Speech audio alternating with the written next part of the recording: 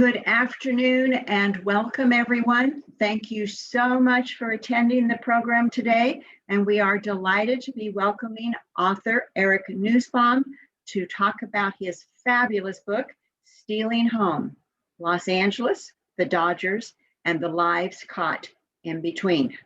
Now, before we start the program, I want to tell you a little bit about something that you can do to ensure that you have optimal enjoyment from the program.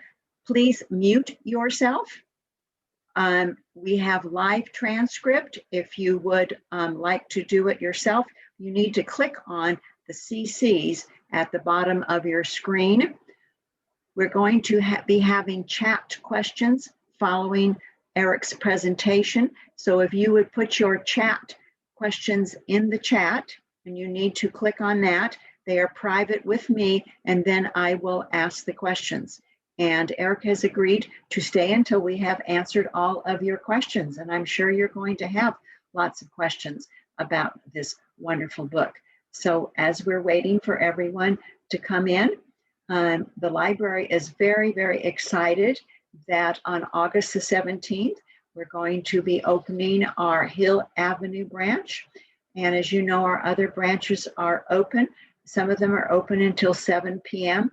for your usage of the branch. And you all know that we had to close our central library in May due to seismic retrofit requirements. So we have been busy moving all of our services to our branches. And we hope that you have been able to get everything that you need. If there's something that you don't find that you need, you can go to chat and live chat with our staff and ask us, and we will assist you and see what you need. So today's program, you know, the book, Stealing Home, Los Angeles, the Dodgers, and the Lives Caught in Between, it's probably something that you wore your Dodger blue, you thought about a wonderful Saturday or Sunday afternoon, or you took a vacation day and went during the week to sit in that iconic stadium and had a Dodger dog, maybe had a drink, Coke, and just sat and watched and enjoyed yourself at the game. And you probably didn't think about how this beautiful stadium came to be, how it was built, what time, what decade it opened in, and the history about it. But that's what you're going to be learning today from our author, Eric Nusbaum. His book is a story about baseball, family, the American dream, and the fight to turn Los Angeles into a big league city. Eric Nusbaum is a writer and a former editor at Vice. His work has appeared in Sports Illustrated, ESPN, the magazine, The Daily Beast, Deadspin, and the Best American Sports Writing Anthology. He was born and raised in Los Angeles, attended Culver City High School, and he is a Dodger fan through and through. Actually, right now he lives in Tacoma, Washington with his family and hasn't been able to get to a game since the pandemic started. He's also lived and worked in Mexico City, New York, and Seattle. So we're just really honored to be able to welcome Eric Nusbaum to talk about his book, Stealing Home, Los Angeles, the Dodgers, and the Lives Caught in Between. Welcome, Eric. Thank you for being here today. Thank you for having me. I'm pleased to be here. I wish it could be in person, and hopefully soon we can make that happen. I have a PowerPoint presentation I'm going to share with everybody. It won't be too long, I promise. And I'm going to talk through some of my research practices and the story of the book, kind of briefly, a little bit of both. And then we'll get into a Q&A. I'm happy to take any and all questions, but let's start with the PowerPoint here. Hold on one second, get my screen shared.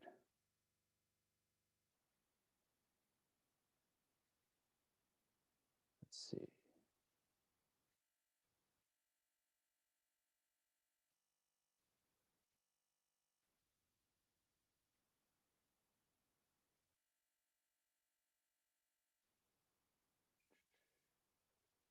Oh no, hold on. Sorry, 1 second. Here we go. All right. Can you all see the slideshow? Good. All right. So the book is called Stealing Home, Los Angeles, the Dodgers, and the Lives Caught in Between.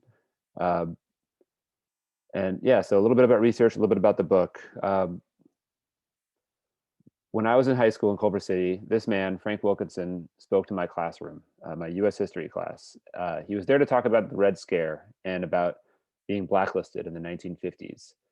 But he kind of walked into the class, and this is about what he looked like at the time. He was in his late 80s, and he said, Dodger Stadium should not exist. In this very ominous, he had this gravelly voice. And for me, as a young baseball player and obsessive Dodger fan, those words were pretty shocking. I didn't know what to make of him. And then he kind of unspooled this story about his life working in public housing in LA, getting blacklisted.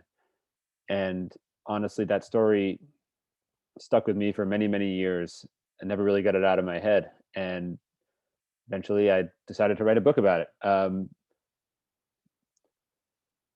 So the book is really about why Dodger Stadium does exist. You know, Frank says it shouldn't exist. Why does it? What happened to get us to this point in LA that this building that I love very much came to be? And, you know, what are the tragic circumstances behind it? The book really follows three stories. It follows Frank Wilkinson himself. It follows the Arechiga family, who were a family who lived in a community called Palo Verde, what we now think of as Chavez Ravine. And it follows the story kind of baseball in Los Angeles as the two forces in our society collide in the 1950s, and as LA becomes a place that really, really strongly desires Major League Baseball. This is Abrana Arechiga. She is sort of the principal character of the book. She's from Monte Escobedo, Zacatecas, a small town in the mountains. She immigrated to the United States as a teenager to Morenci, Arizona, which is a small copper mining town. And she lived her life there with her first husband, who passed away. She met her second husband there. He was also from the same part of Zacatecas. His name was Manuel. And they moved to LA together, and they bought a plot of land on Malvina Avenue, just outside of where the police academy still sits in Los Angeles. But this is before the police academy existed. You can see the address here on this immigration record, 1771 Malvina Avenue. It's actually spelled wrong on the record, Melvina, which is pretty typical of records involving Spanish-speaking people at the time.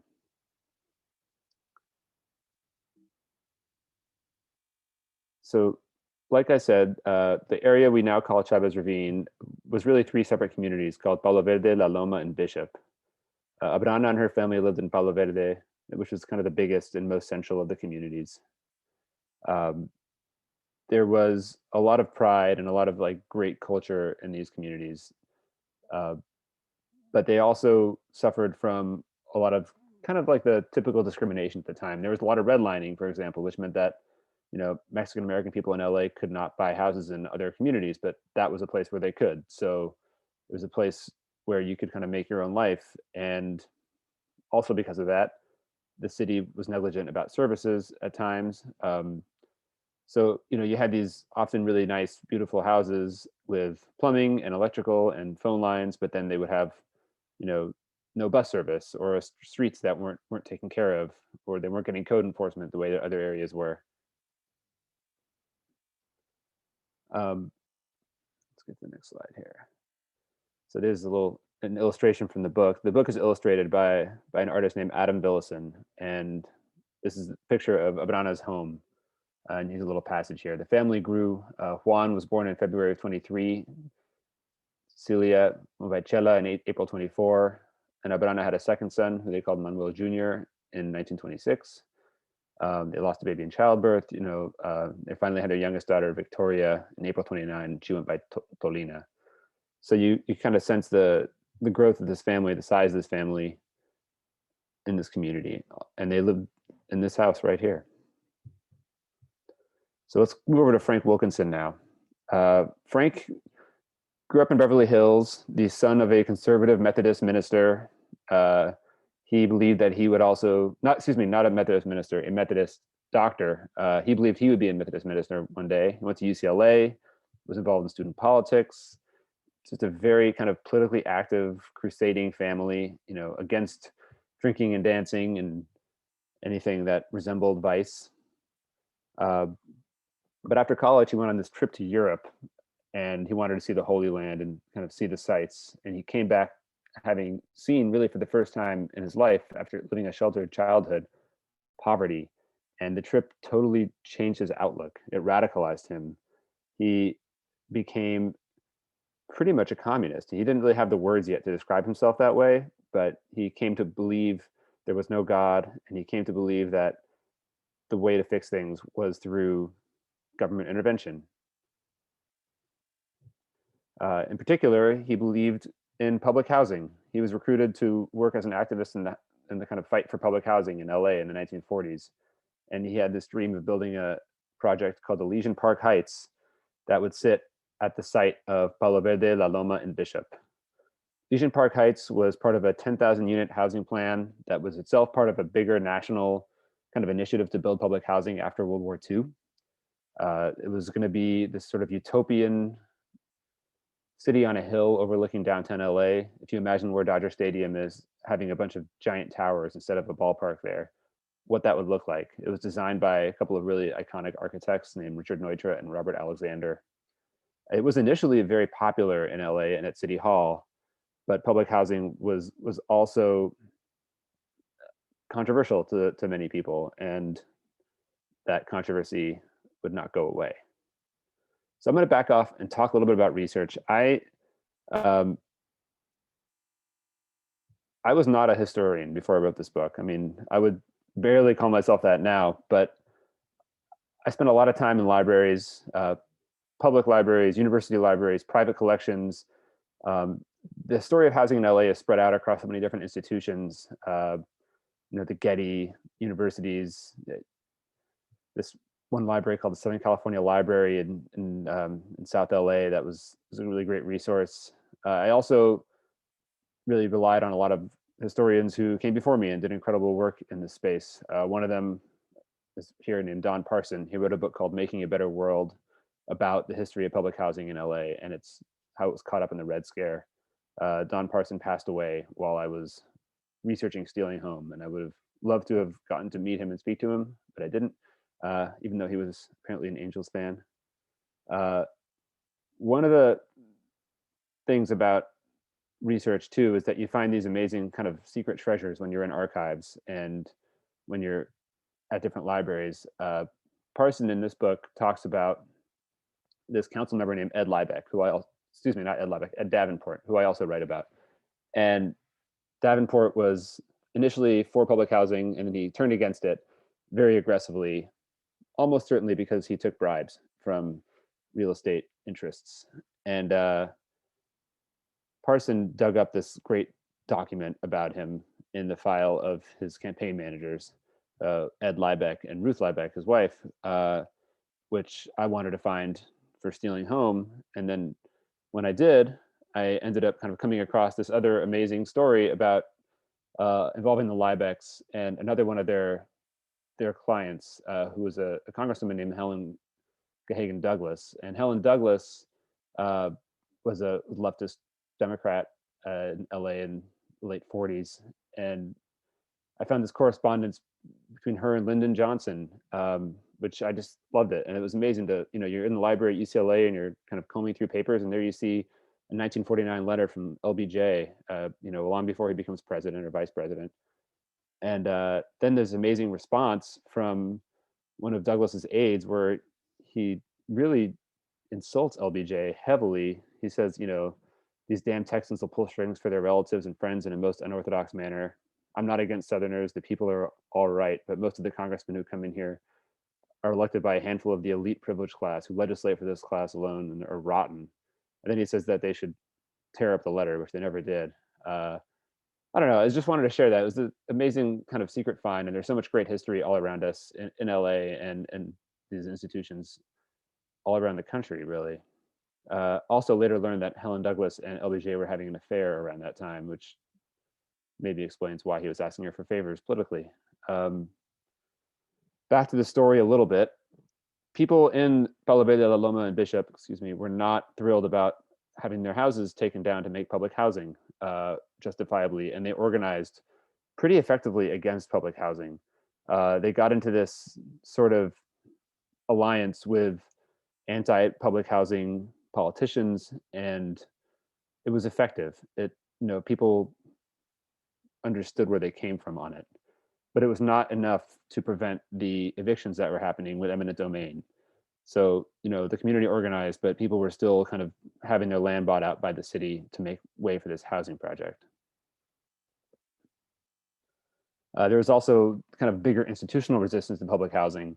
The man pictured on Time magazine there is Norman Chandler, who ran and owned the LA Times. He was strongly opposed to public housing and used his paper as a mouthpiece against it. And on the left, you see tract housing owned by Fritz Burns, who was a really kind of unheralded but crucially important LA real estate developer and a vicious opponent of public housing. He started a group called CASH, Citizens Against Socialist Housing, and he would put up these signs around LA that said, "Don't pay someone else's rent." Basically, it was kind of classic Red Scare politics.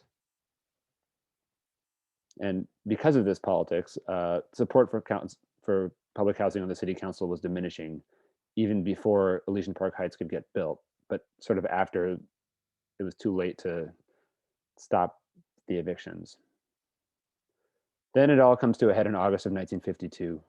Frank was blacklisted. He was called out on the witness stand of an unrelated hearing for being supposed communist. The project was canceled, excuse me, and the remaining residents of Palo Verde, La Loma, and Bishop found themselves in limbo.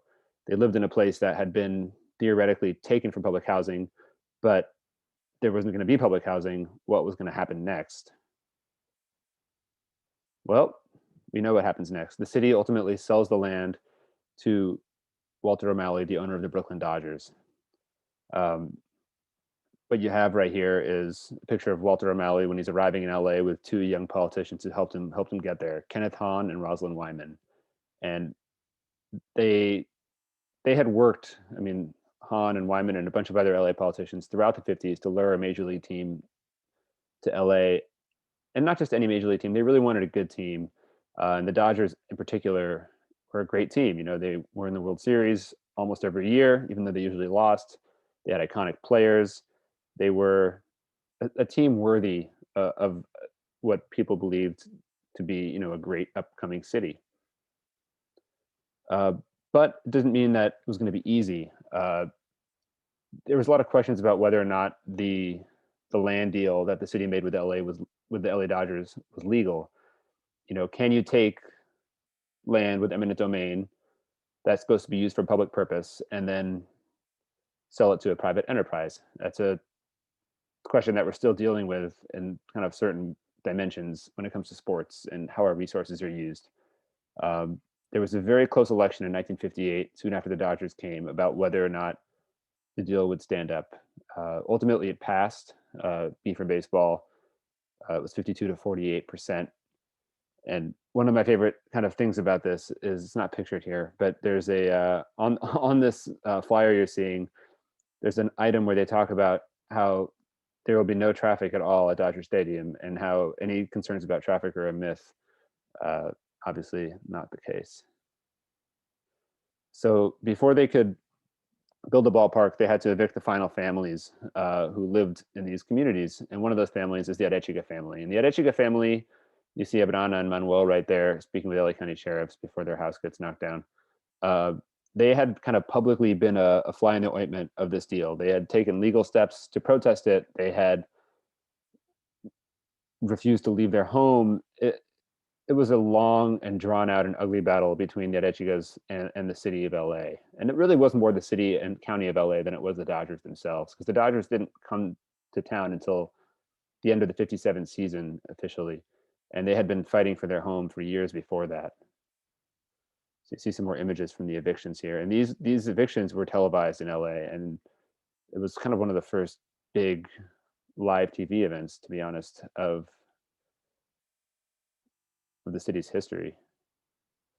That's Lola Vargas, Abrana's daughter, being carried down the stairs. She was a war widow. She was arrested for resisting, apparently.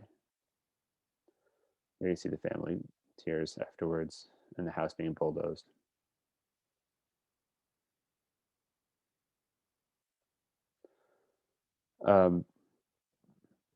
Here you see a clip of La Opinion's front page the day after the evictions. Newspaper archives were also a really big help for me in putting together this book. They, English and Spanish. The family, you can see, se opuso resistencia, that they resisted eviction and that they continued to resist eviction in the days and weeks afterwards. The Arechigas, after their houses were torn down and after they were physically removed from them, they actually put up tents and stayed on their land for quite a while longer. And that fallout was also very dramatic. This is Ed Roybal, who was their council member and is the first Latino council member in LA history. And he was kind of caught up in the middle of it. He had been a supporter of the Dodger deal, but also thought that the family was treated unfairly. His archives at UCLA are a great resource on LA history in general, and on this chapter in particular. He got a lot of correspondence from people. People would write to him from all over the world and the country about this, and all those letters are there, and they've been picked over by a lot of historians. But when I was finishing the book, I took one last trip to UCLA to look at his archives, and I found this amazing letter that I had never seen anywhere else. It was the kind of thing that you, as a researcher, are just so excited to find, and it's a voice of the Arechiga family, written by Abrana's son Juan. So you see the pages of the letter right there about the drama. I wouldn't say that this letter made the book, but I would say it made it better. I'd been having a hard time finding contemporary sources in their voices because of the way that media works. Powerful voices tend to get more attention, and English-speaking voices tend to get more attention in LA. Juan was an English-speaking voice. He was born here, but I had never seen anything this clear before. So I'll read you a passage from it that he wrote about his family, and we'll end it there. My father had a Model T Ford. On that truck, we went to Fresno and picked fruit. We did this for about 8 or 9 years. It used to take us about a week to get there. So the people themselves can see that my parents made quite a sacrifice to have what they had. 2 houses and a lot in Chavez Ravine. The first step in taking possession of their land was for a housing project. That was abandoned. So now does the housing authority have the right to sell our land to the city, and they in return sell it to Mr. O'Malley for a private ballpark? That was the question, and that's ultimately the question we're still wrestling with, I think. And that is where I'll end the presentation and move on to questions for anybody who has them.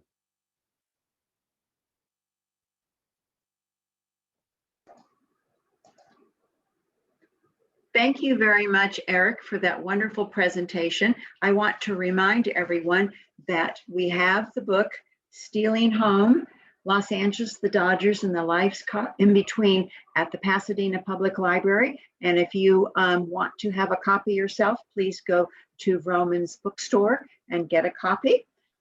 We do have lots of questions in the chat. So let's begin these fascinating questions. Okay. Have either the O'Malleys or the Chandlers have any direct comment on any portion of your book? No, they have not. Not to my knowledge, at least. The Okay. Chandlers are pretty far removed, I think, from this chapter in their lives, and obviously they don't own the Times anymore, and the O'Malleys don't own the Dodgers anymore. So I think both families are probably a little bit checked out of this. I did speak with Peter O'Malley when I was writing the book and researching it, and he was actually very generous and opened up his personal archives and to his father's past. And I would say that really made the book a lot better too. I was appreciative that they were willing to do that. So you did lots of research for this book. I tried. Original research, we can really see by reading it, your research and all the different libraries you went to and reading letters. So were the properties where the children lived actually under Abriana and her husband's names, or were they under the children's names? Some were under the children's names, some were co-signed. A lot of them were under the children's or other members of the family's names. Okay, so someone also wants to know, did the Catholic Church help the people at all when they lost their homes? It's an interesting question. So the Catholic Church was such a huge part of that community. I didn't get into it in the presentation, but there was a a chapel, a little church in Palo Verde, and the priest who was beloved named Thomas Matin. And when the city came in to build the housing project, one of their big kind of ambitions was to get the Catholic Church on board with public housing. So the church was a great resource for the families that lived there, but one of the main public housing advocates in LA was actually also the head of Catholic Charities. He was a priest. So the church was sort of caught in between supporting the community and the political need to kind of do what church leaders told them to do. So it's questionable whether or not they really helped, but I would say that the Catholic Church was a major part of life in Palo Verde, La Loma, and Bishop. And even afterwards, after the church was knocked down, the priest who lived there continued to kind of keep track of the community and update his ledgers with events that happened after the communities were gone, which is kind of remarkable.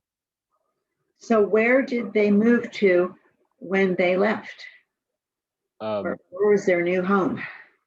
Yeah, the Arechiga family. Yes. They stayed in LA. Oh my God, I know where they moved to, but it's not City Terrace. Excuse me, they moved to City Terrace. A lot of folks moved to Lincoln Heights, and I was going to say Lincoln Heights, but it wasn't. It was City Terrace, on a hill overlooking the city. They could actually see the Dodger Stadium lights, I believe, from their home.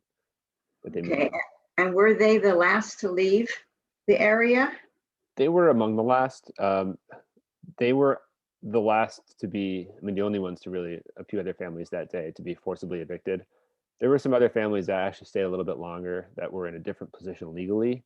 So that day that in 1959, when the Arechigas were thrown out, there were neighbors who were still there. I mean, at this point, the communities were mostly gone. You have to imagine just a handful of houses, and the rest of the community has been, torn up. Houses had been rolled away to other parts of the city. There's no stores anymore. It's almost like a living ghost town by then. A very eerie place. And so a few of the other families stayed a little bit longer, and they left more quietly.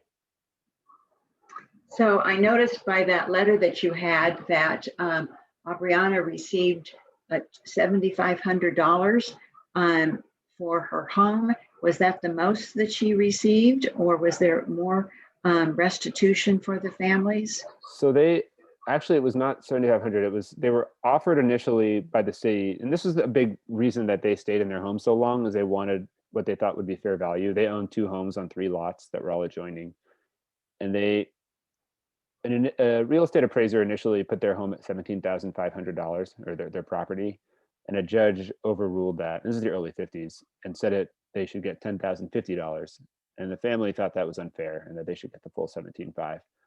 And those $7,000, $7,450 became the real kind of point of contention as they waged their battle against the city. So ultimately, they got the $10,000. They didn't get the $17,500. Oh, they got the 10,000. Okay. So do you think that if Fernando Valenzuela had not been signed, that the Latino community would not have embraced the Dodgers, since the Angels were here first? Well, the Dodgers were here first before the Angels, the PCL Angels were here first, the Coast League, but the Major League Angels came after in 61, I think. So they were here a few years after the Dodgers.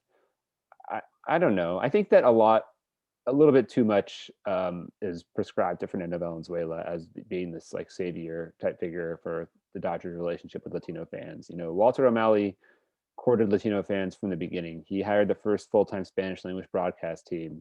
He specifically looked for Mexican-American players and Mexican players. I don't think it's fair to say that it was just Fernando Valenzuela. And I don't think Fernando Valenzuela would necessarily want that responsibility either. Baseball's a popular sport, in that part of the world. And the Dodgers are citywide institution to everybody. So it's really hard to say.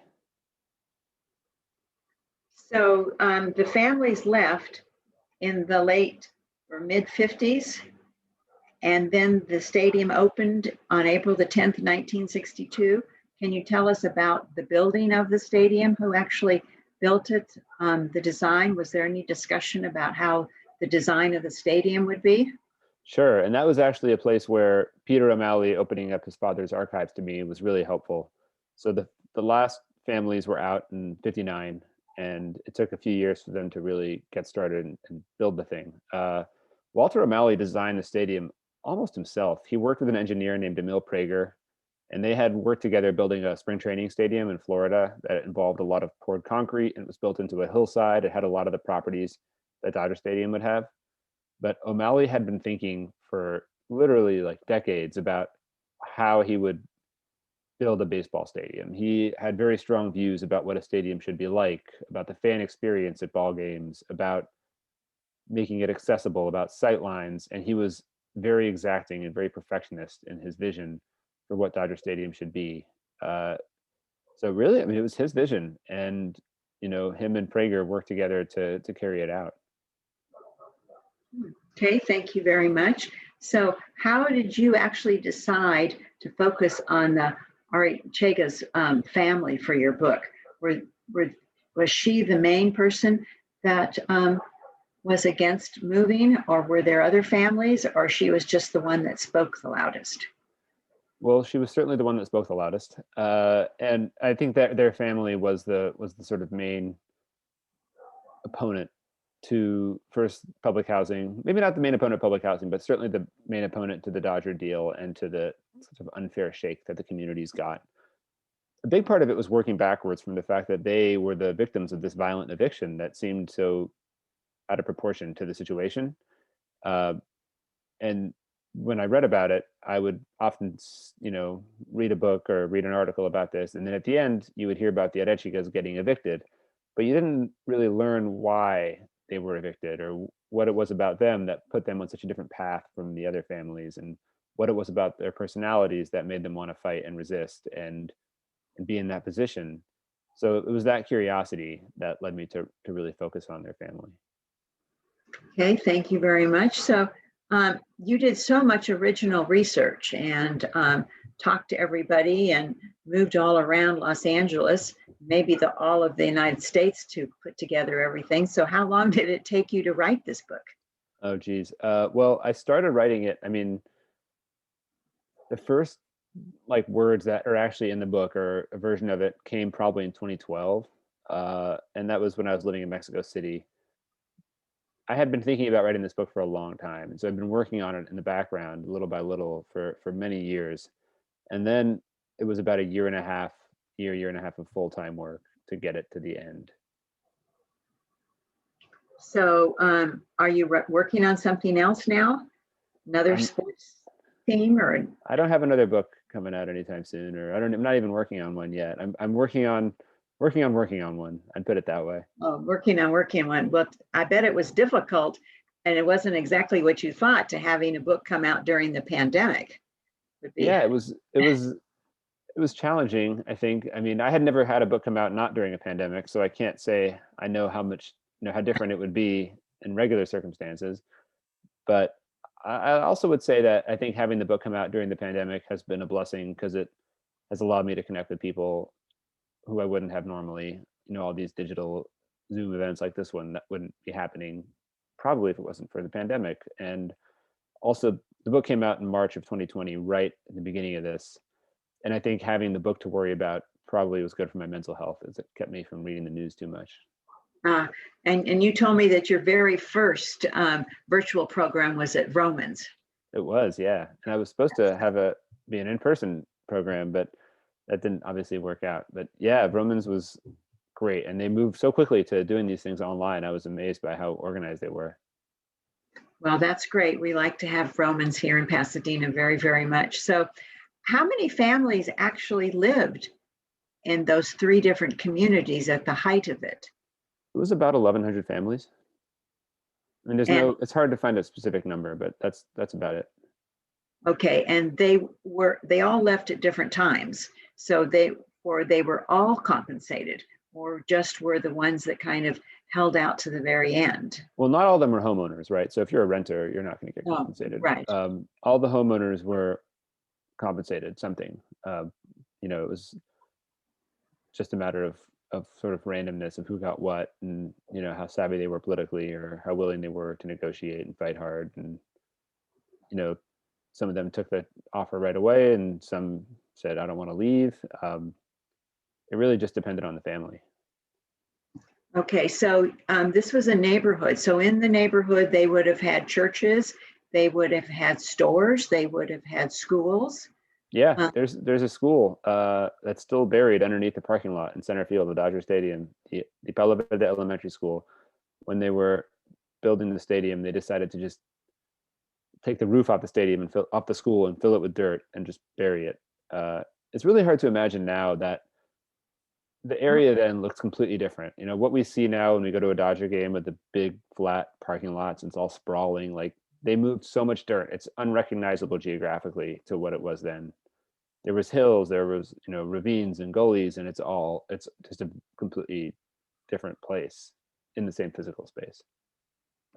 Whoa, so that was the school. What happened to the church? Because there must have been churches. Are they buried under the church is buried under The, the, the church was knocked down. I think artifacts from the church and the altar and things like that were taken to other churches around LA. The chapel in Solano Canyon got some of it. St. Peter's got some of it on Broadway. okay.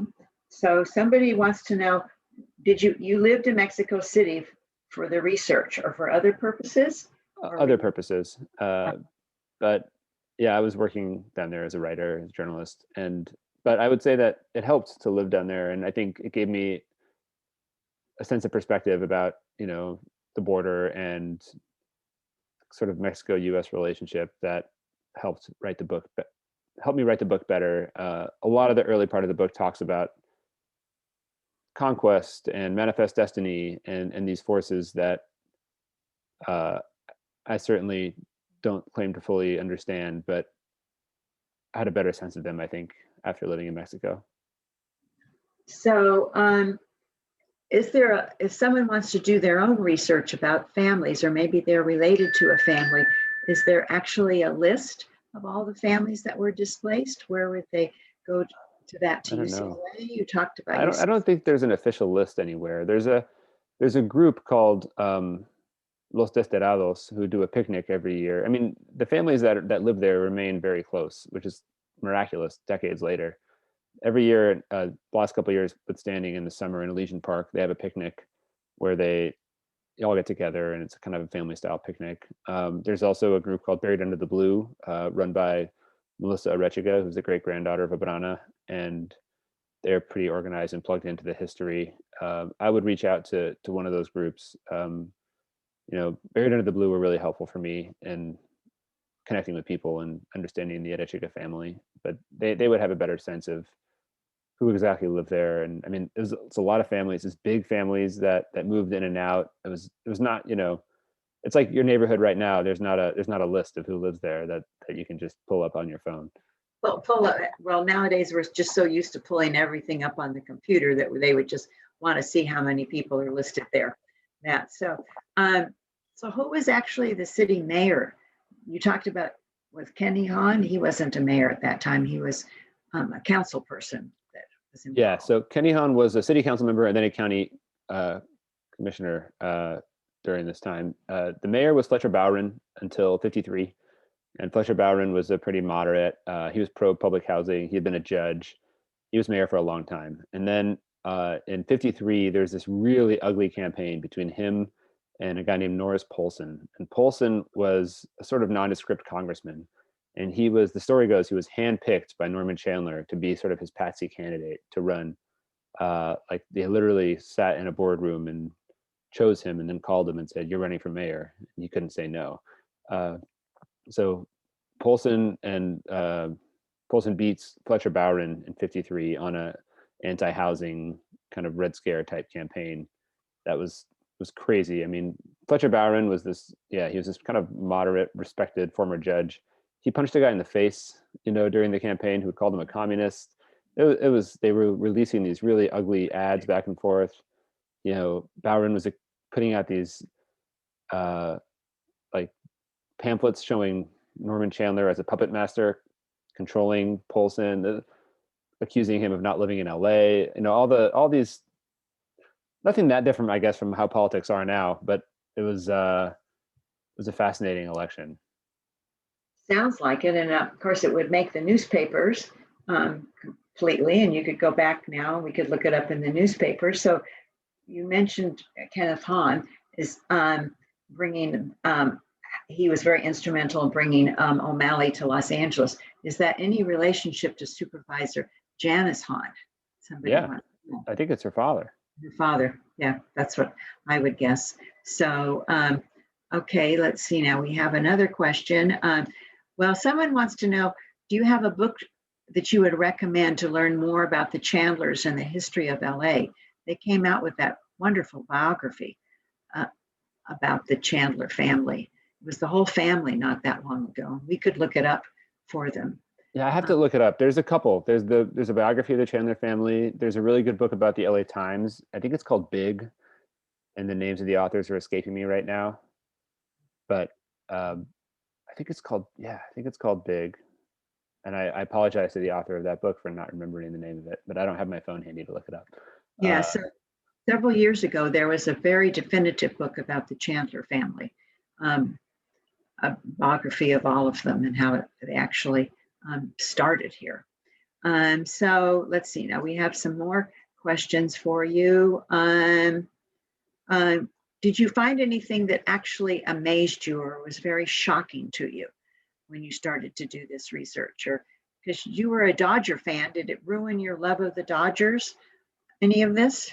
I would say that, I was a Dodger fan when I was 17 or 16 and I first heard this story, and it definitely affected my thinking about sports and about the Dodgers. But I wouldn't say it ruined my fandom, because I understand that a sports team is not going to be a perfect entity, neither is anything else, right? I'm a Angelino, now an ex-Angelino, but still an Angelino at heart.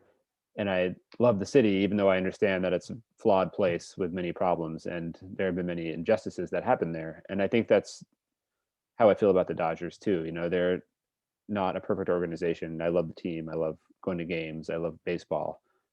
And I think it's okay to love something and also be critical of it. I don't think that you have to love blindly or without judgment. In fact, I would say that if you really love something, you would be critical of it a little bit.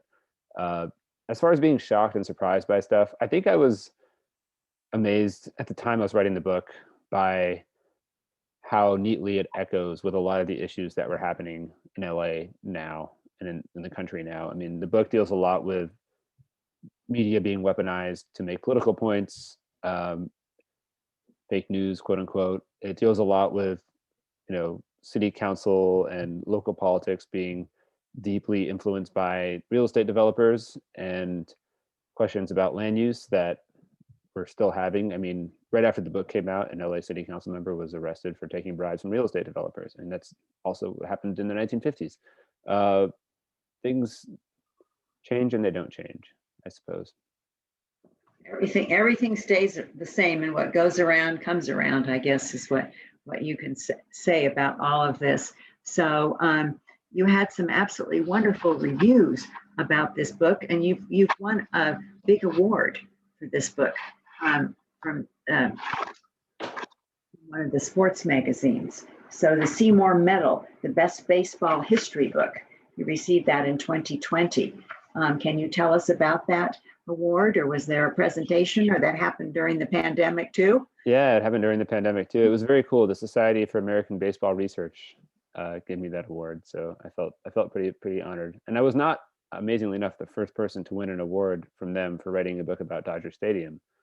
A few years ago, a professor named Gerald Poder in Wisconsin wrote a book called City of Dreams, that if you're interested in learning about like the political side of Dodger Stadium in the 1950s, it's a great book. And yeah, he won the same award for a very similar topic. Well, congratulations to you on that well-deserved reward. award. Thank you. So do you have anything else you'd like to tell us about your book? No, I hope you read it if you haven't yet. I'd love to, answer any more questions if you have any as well. Let's see if we have any more questions. You've answered lots of questions for us. So no, someone again wants to know what was the final amount that the Ortega family eventually got from the city, but I think you indicated that they wanted $17,500 and they got $10,000. Yeah, it was $10,050 minus $11 for back taxes, because the city took out and the county took out back taxes from people when they paid them off for their houses. For anybody who lived there and took the deal, if you owed money for a hospital bill from county general or whatever it was, you actually got that deducted from your housing payment, which is pretty insane. So you actually knew when they were going to come to bulldoze your house, as we saw that picture, because you were then able to remove all the contents of it. Or did they just appear all of a sudden one day? No, they did not just appear all of a sudden one day. Their appearance was the result of a long, drawn-out battle. It was the climax. But yeah, they had many eviction notices and many appeals. There's a reason that it was on camera, is because the media also knew that it was going to happen, and they could get there to shoot it. You don't see it in the pictures, but there's imagine 50 cameramen waiting outside the house watching it get bulldozed. This was a spectacle, and it was not a surprise to anybody. Now, I'm sure it was a spectacle. Well, thank you very much. I would encourage everyone to read Eric Nusbaum's book, Stealing Home, Los Angeles, the Dodgers, and the Lives Caught in Between. It's a fascinating book. If you've missed anything or have any more questions, you'll get them all answered in this wonderful book. So thank you so much for joining us today, Eric. We appreciate it very much. Thank you so much for having me. I really appreciate it. Thank you for your questions. Right. We'll give you a big round of applause. Thank you very much. Thank you. Good night. Have a good night, everybody. Bye. Bye-bye, everyone. Thank you for attending.